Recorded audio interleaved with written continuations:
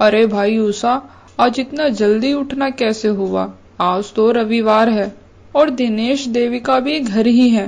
बंटी की भी स्कूल की छुट्टी है, फिर इतनी सुबह सुबह कैसे उठना हुआ? अरे वो दिनेश देविका से बोल रहा था कि उसने कई दिनों से गोभी के पराठे नहीं खाए और देविका को एक ही तो संडे मिलता है जब वे अपना बाकी का काम निपटा पाती है।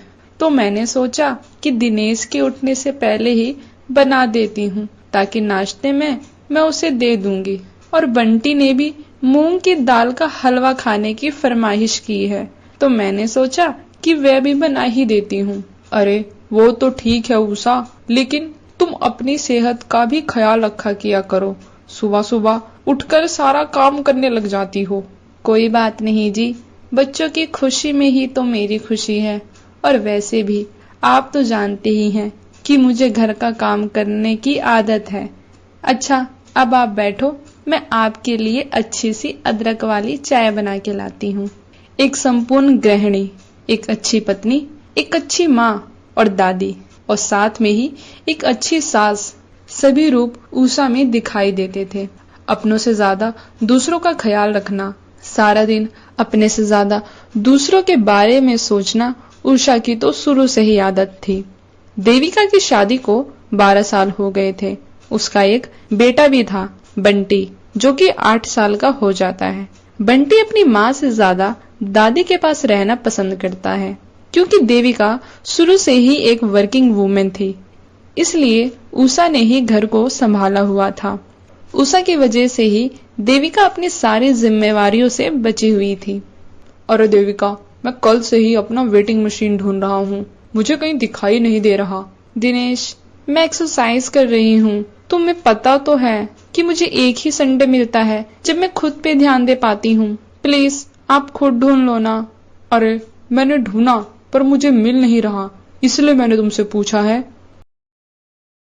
अरे क्या हुआ, किस बात पे दोनों झगड़ रहे हो? अरे माँ, मेरी वेटिंग मशीन नहीं मिल रही, वही मैं देविका से पूछ रहा था, लेकिन इसे तो घर के बारे में कुछ पता ही नहीं रहता। अरे तुम्हारी वेटिंग मशीन तुम्हारे पलंग के नीचे ही है। वो कल काम वाली आई थी तो उसने वहां रख दिया था। ओ अच्छा, मैं ले लेता हूँ वहां से। अच्छा देविका, तुम मेरे लिए जब तक बनाना शेक बनाकर तैयार कर दो। अरे दिनेश, मैं कैसे बनाऊं? अब मैं भी तो एक्सरसाइज कर ही रही हूँ ना। आप जाओ और अपने लिए बनाना शेक बना लेना, और प्लीज मेरे लिए भी ग्रीन टी बना ही देना। तुम दोनों एक्सरसाइज करो, मैं जाती हूँ। दिनेश तुम्हारे लिए बनाना शेक और देविका तुम्हारे लिए ग्रीन टी बना के लाती हूँ। वैसे मम्मी जी, मुझे आपकी एक हेल्प चाहिए थी। वो आज मेरी कुछ सहेलियां घर आ रही हैं बहुत दिनों बाद, तो आप प्लीज चाय नाश्ता का देख लेना एक बार। हाँ देविका, इसमें चिंता की क्या बात है, मैं किचन का सारा काम देख लूंगी। और दिनेश, तुम जल्दी से नहा कर आओ, मैं तुम्हारे लिए चाय के साथ गोभी के पराठे बना देती हूँ। उषा ऐसे ही सभी की फरमाइशें पूरी करती रहती थी। शाम को देविका की कुछ सहेलियां घर आ जाती हैं। उन सबके बीच उषा अकेले ही सबकी खातिरदारी में लगी हुई थी। अरे उषा, तुम कब तक ये सब करती रहोगी? देविका को आवाज लगा दो, वो चाय तो बना ही सकती है।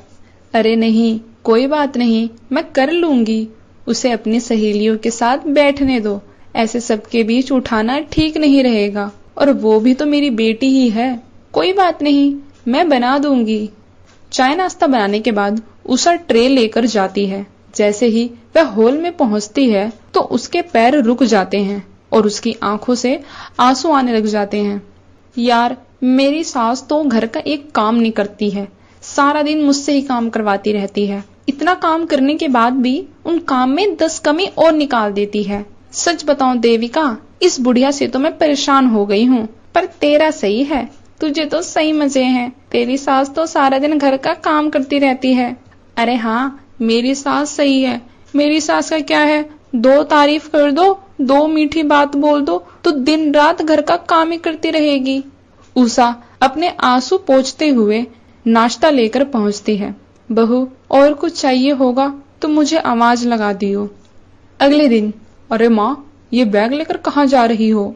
अरे बेटा, तेरी माँ कह रही है मायके जाने के लिए। कई दिनों से जिद कर रही थी, तो मैंने सोचा कि चलो कोई नहीं, थोड़े दिन घूम आएगी। हाँ बेटा, ज्यादा नहीं, 1 महीने के लिए बस जा रही हूँ। 1 महीने? लेकिन मम्मी जी। क्या हुआ देविका, 1 महीने कम लग रहे हैं? कोई बात नहीं, 2-3 महीने रुक कर ही आऊंगी। वैसे भी मेरे भैया तो बोलते हैं कि 6 महीना कम से कम रुक कर ही जाया कर। अच्छा देविका, ये काम की लिस्ट है। अब तुझे तो पता नहीं है कि घर में कितने काम होते हैं, इसलिए मैंने लिस्ट बना दिया है। अच्छा, अब चलो, वरना बस छूट जाएगी। उषा घर से निकल जाती है। अरे बाप रे, इतने सारे काम! अब मैं इतने सारे काम कैसे करूंगी? फिर मुझे ऑफिस भी तो जाना है। मम्मी, मेरे पीले चावल तैयार हो गए क्या? मुझे स्कूल जाने में देरी हो रही है। और दादी माँ कहाँ है? अब क्या करूं मैं? कहाँ से काम शुरू करूं?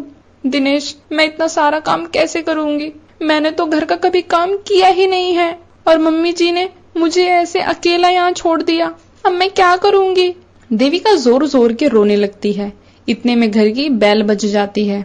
अच्छा, अब चुप हो जाओ, पापा लगता है आ गए हैं मम्मी को बस में बैठाकर। जैसे ही दिनेश गेट खोलता है तो देखता है कि गेट पर उषा भी साथ में है। अरे क्या हुआ मम्मी, बस छूट गई क्या? अरे नहीं बेटा, तेरी मम्मी को बस में बैठा दिया था, लेकिन ये बस से उतर गई और बोलने लगी कि मैं अगर चली जाऊंगी तो घर कौन संभालेगा? देविका बहू अकेले घर नहीं संभाल पाएगी। हाँ बेटा, अब देविका भी तो ऑफिस जाती है और ये घर का काम अकेले कैसे संभाल पाएगी? कोई बात नहीं, मैं फिर कभी चली जाऊंगी। अभी के लिए मेरा घर होना जरूरी है। देविका की आंखों में आंसू आ जाता है और वह अपनी सास को गले लगा लेती है। मम्मी जी, आपके बिना ये घर नहीं चल सकता। आपकी वैल्यू इस घर में बहुत ही ज्यादा है। आपके बिना तो मैं ऑफिस भी नहीं जा पाऊंगी। आप है जब तो मैं ऑफिस भी जा पाती हूँ। थैंक यू मम्मी जी। हेलो दोस्तों, ऐसे ही मजेदार वीडियो के लिए मेरे चैनल को सब्सक्राइब करें और वीडियो अच्छी लगे तो वीडियो को लाइक करें।